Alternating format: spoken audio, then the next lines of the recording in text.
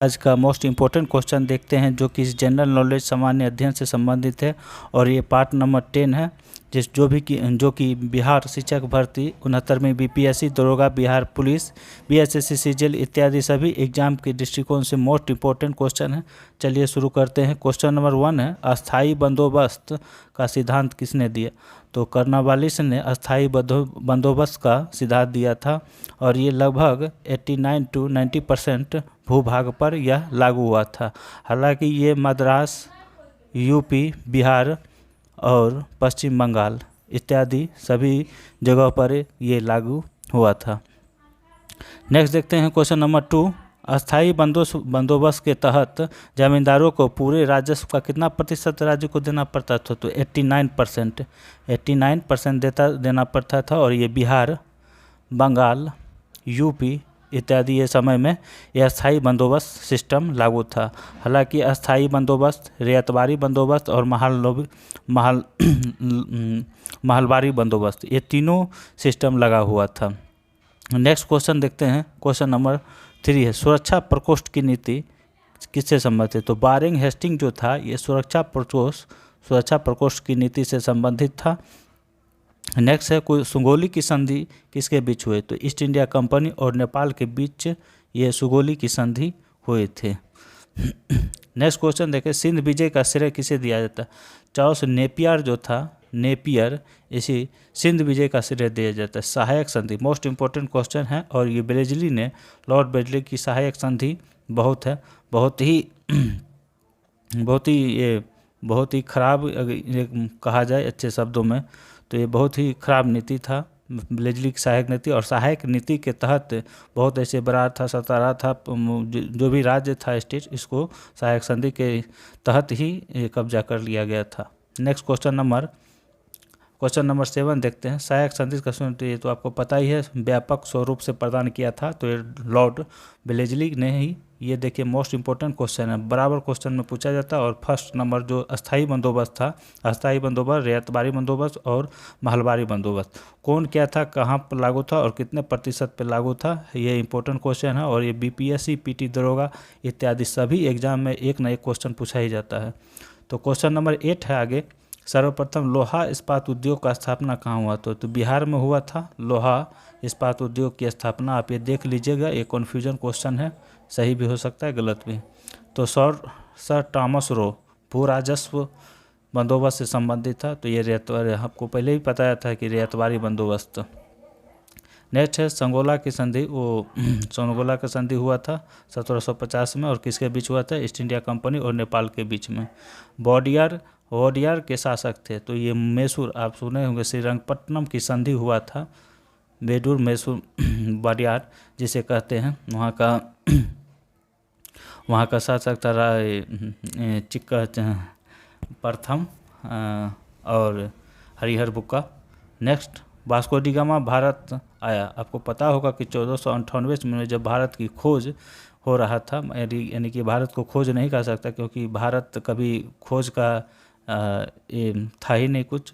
तो Vasco da gamma जब चला तो कालीकट में 1498 ईस्वी में ये पहुंचा। ये पुर्तगाल के नाविक थे। क्वेश्चन नंबर 13 है, वास्को डी गामा भारत कब है? तो वही 1498 में। वास्को डी गामा कालीकट का उतरने पर उसका स्वागत आपको पता है, उस समय जमोरिन राजा था जो भव्य स्वागत इनका किया था। पुर्तगाल के थे वास्को डी गामा रहने वाला। और बांडीवास का युद्ध, ये देखिए 66 बीपीएससी में क्वेश्चन पूछा था, बांडीवास का युद्ध किसके बीच हुआ था? और यहाँ है नेतृत्व किसने किया? सर आयरकुट ने थे। तो बांडीवास के फ्रांस और ईस्ट इंडिया कंपनी शायद था। तो 1760 ईस्वी में बांडीवास का युद्ध हुआ। वह पुर्तगाली कौन था जिसने गोवा पर अधिकार कर लिया? तो अल्फांसो डी अल्बुकर्क वायसराय थे, ये दूसरे वायसराय थे शायद। लोहगढ़ नामक किला किसने बनाया? तो बंदा बहादुर। सर रॉबर्ट क्लाइव का उत्तराधिकारी कौन था? तो ये कमेंट्स में बताएं आप कौन था उत्तराधिकारी। इसके बाद क्लाइव जाने के बाद कौन आया था? और इसी समय ब्लैक होल की घटना हुआ था। नेक्स्ट क्वेश्चन है, आधुनिक भारत में देखेंगे नेक्स्ट में, ये टॉप सीरीज है, देख लेते हैं। भगत सिंह को फांसी की सजा दिलाने वाला न्यायाधीश कौन था? तो जीसी हिल्टन था। और महात्मा गांधी को राजनीतिक गुरु किसने कहा? महात्मा गांधी के राजनीतिक गुरु कौन थे? तो गोपाल कृष्ण गोखले राजनीतिक गुरु थे, और एक थे धार्मिक गुरु टोल्स्टॉय, धार्मिक गुरु थे, और अफ्रीका के ये थे। 1915 में इन्होंने अफ्रीका से जब ये लौटे थे तो यहाँ उस समय शुरू हो गया था इनका कार्य जो भी था। नेक्स्ट है क्वेश्चन नंबर 3, किस एक्ट के बिना अपील, बिना दलील और बिना वकील का कानून कहा जाता है? तो रोलेक्ट एक्ट को कहा जाता है। नेक्स्ट, डंडा फौज का गठन किसने किया था? तो चमनदीप ने ये पंजाब में किया था डंडा फौज की गठन। हालांकि ये क्वेश्चन नहीं पूछा जाता है। नेक्स्ट देख लेते हैं। नेक्स्ट क्वेश्चन है,